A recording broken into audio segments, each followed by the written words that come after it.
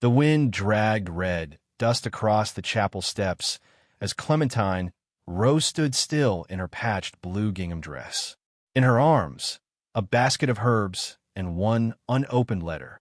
Her eyes stayed down, the chapel doors closed behind her like a verdict.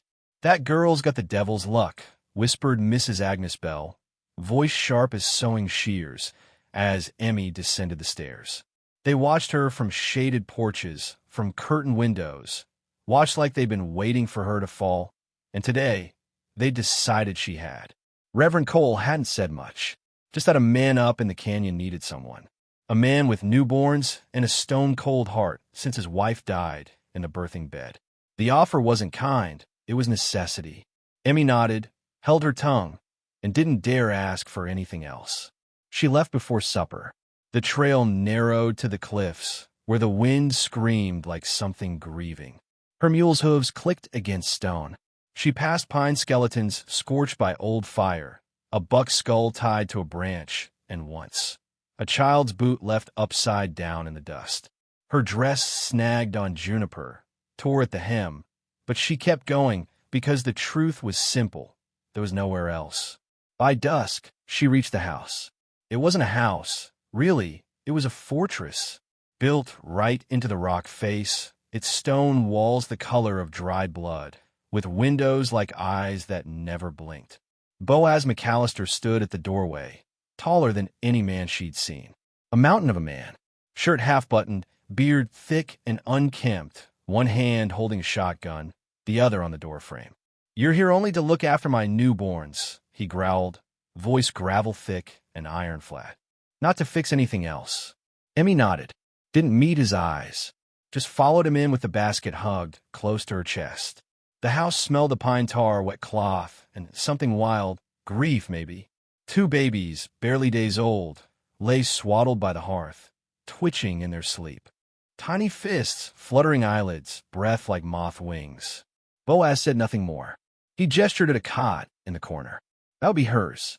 In the days that followed, silence ruled. Boaz moved like he was built from stone, heavy, slow, unbending. He said little and helped less. Emmy swept floors with a cracked broom, hung diapers by the creek, sang lullabies in empty rooms while he chopped wood like each log was a sin. When one of the twins cried, he'd leave the room. When Emmy cried quietly in the barn, over a letter that never arrived, he said nothing, only left a lantern lit for her when she returned late. The nights were cold.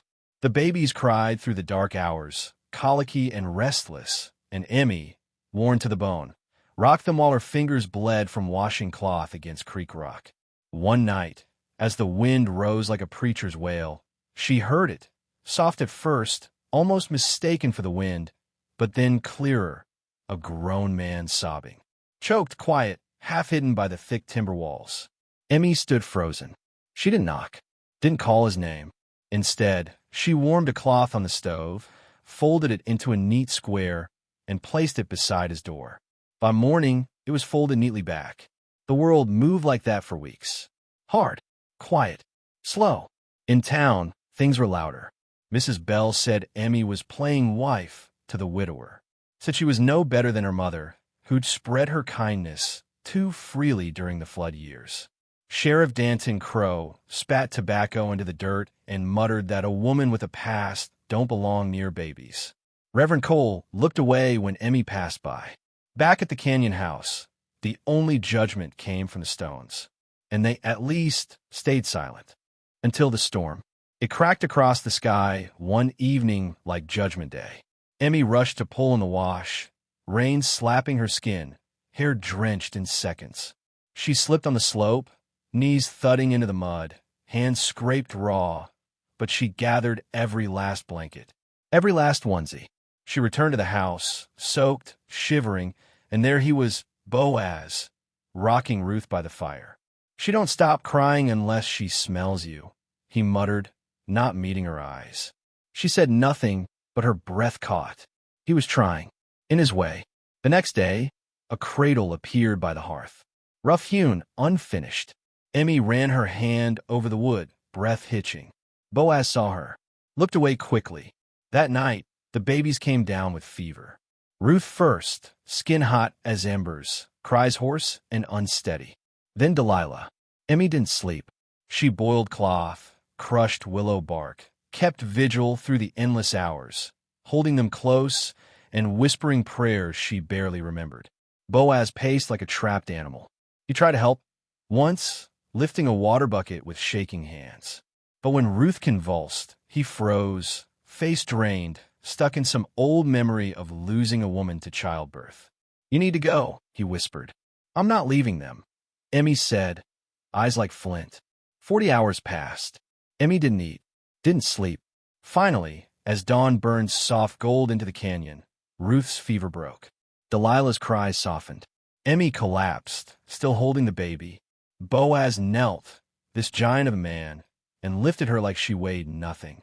He carried her to the master bed, laid her down with the baby still in her arms. When she woke, the room was warm. Biscuits sat on a tray beside her, drizzled with honey. Milk in a tin cup. Her hands bandaged.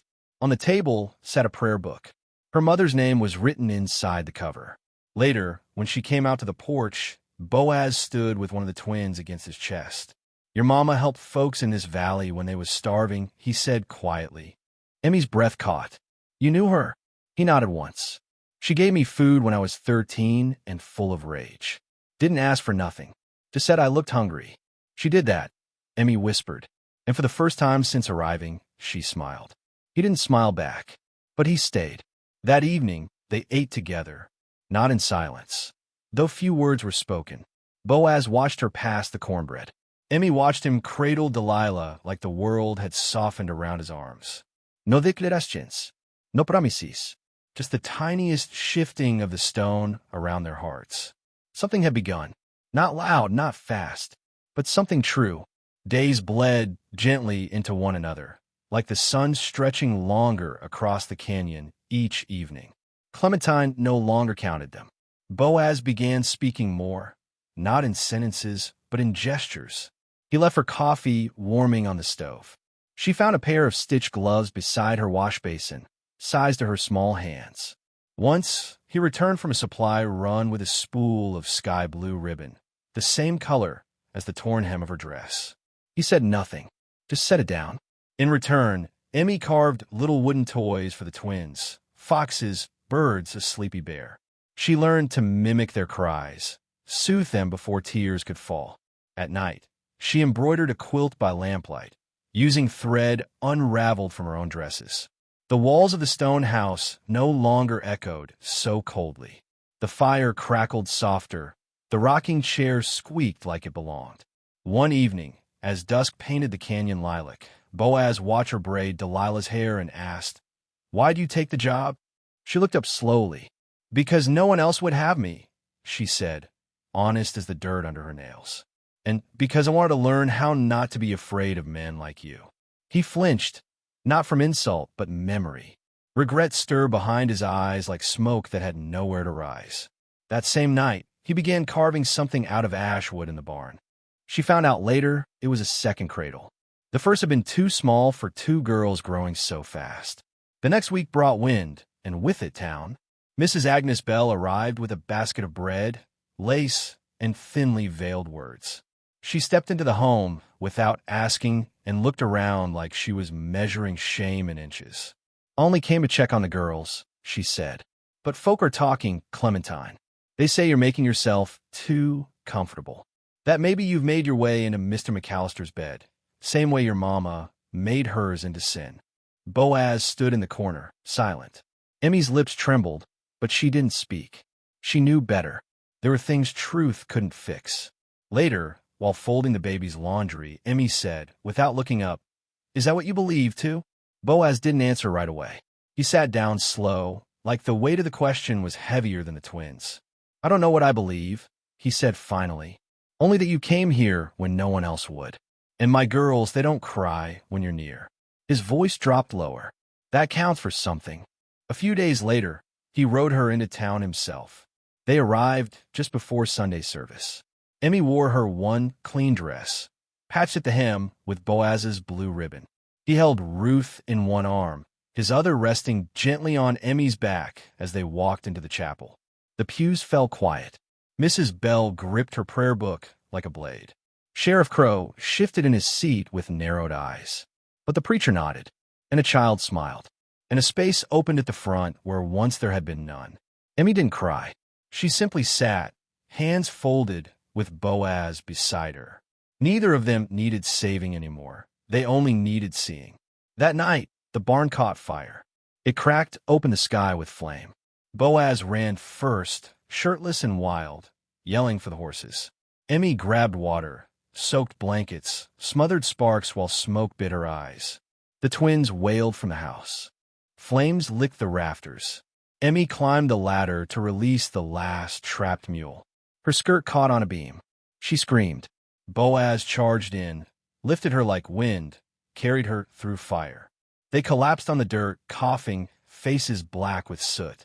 Her arm was burned, red, blistering, but she waved off the pain, pointing back toward the smoke. Get the cradle, get their quilt. But he was already gone. When the sheriff arrived, he found Emmy wrapped in ash, clutching a half-burnt blanket to her chest. He spat at the ground. This is what comes of cursed women, he said. Should have run her out like the last one. Boaz stepped forward and struck him clean across the face. The crack echoed. You speak one more lie about her, he growled, voice low and lethal, and I'll bury you in my canyon. The sheriff didn't speak again, just wiped his mouth and turned away. That night, the wind was kind. Boaz sat on the porch with Emmy, her burned arm bandaged in fresh cotton. She trembled not from pain, but from release. Years of being unwanted, unloved, unspoken for. You don't owe me this, she whispered. I don't owe you, he replied, but I love my girls, and they love you, and maybe that's the same thing.